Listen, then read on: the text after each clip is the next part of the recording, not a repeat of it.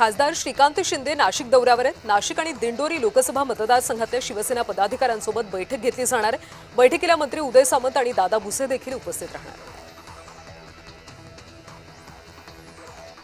राज्य मंत्रिमंडळ बैठकीसह इतर महत्त्वाच्या बैठकांसाठी राज्य सरकारने नवा निर्णय घेतलाय। मुंबई बाहेरची मंत्री आता मंत्रिमंडळ बैठक आणि इतर महत्त्वाच्या बैठकांना ऑनलाईन उपस्थित राहणार आहेत। विश्वसनीय सूत्रांकडून ही माहिती मिळते।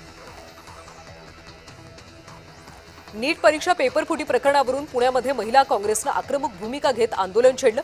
विवेवाडी परिसरामध्ये झालेल्या आंदोलनात केंद्रीय शिक्षण मंत्री धर्मेंद्र प्रधान यांच्या हकालपट्टीची मागणी करण्यात आली। पुणे शहर महिला काँग्रेसच्या अध्यक्षा स्वाती शिंदे यांच्या नेतृत्वाखाली आंदोलन करण्यात आले। कांदा उत्पादकांना दिलासा मिळणार आहे। केंद्र सरकारकडून कांदा खरेदीसाठी प्रयत्न सुरू आहेत अशी माहिती मुख्यमंत्री देवेंद्र फडणवीस यांनी दिली।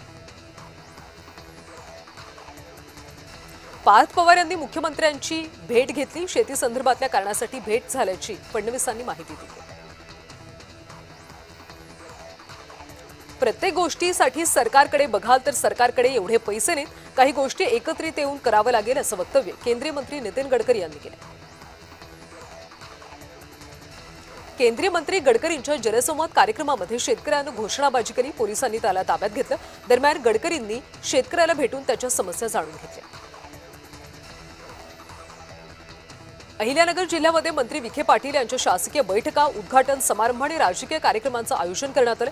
त्यांच्यासोबत गाड्यांचा ताफा होता, त्यामुळे मुख्यमंत्र्यांच्या ऑनलाईनच्या आदेशाला मंत्री विखे पाटील यांनी केराची टोपली दाखवल्याचं दिसतं। पंतप्रधानांच्या आवाहनाला भारतीय जनता पक्षानंच हरताळ फासल्याचं चित्र पाहायला मिळतं। नांदेड इथं भाजपच्या कार्यक्रमात शाही भोजनाची व्यवस्था करण्यात आली, त्यावरून आता टीका होती। बच्चू कडूंवर भाजपचे प्रवक्ते शिवराय कुलकर्णी यांनी जोरदार टीका केली। अचलपूरनं नौटंकी हद्दपार केली असा निशाणा त्यांनी साधला। मंत्री गुलाबराव पाटील यांनी महावितरण अधिकाऱ्याला खडेबोल सुनावले। महावितरणच्या कारभारामुळे जळगाव उमाळा एमआयडीसी मधल्या 25 ते 30 कंपन्या बंद होण्याच्या मार्गावर आहेत, त्यावरून गुलाबराव पाटील संतापल्याचं दिसलं।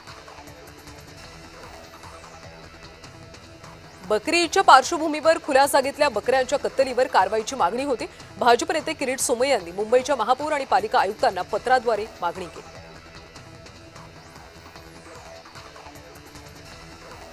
नंदुरबारच्या प्रकाश कुंभमेळा निधीवरून भाजप शिंदे गटामध्ये पुन्हा आरोप प्रत्यारोप सुरू झाले।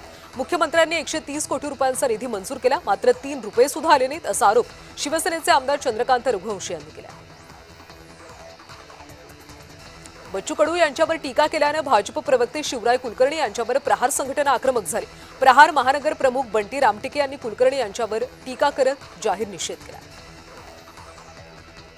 नद्यांमधल्या पाण्याचं प्रदूषण वाढल्यास अधिकाऱ्यांवर कारवाई करणार। अहिल्यानगरच्या आढावा बैठकीमध्ये जलसंपदा मंत्री विखे पाटील यांनी हा इशारा दिला।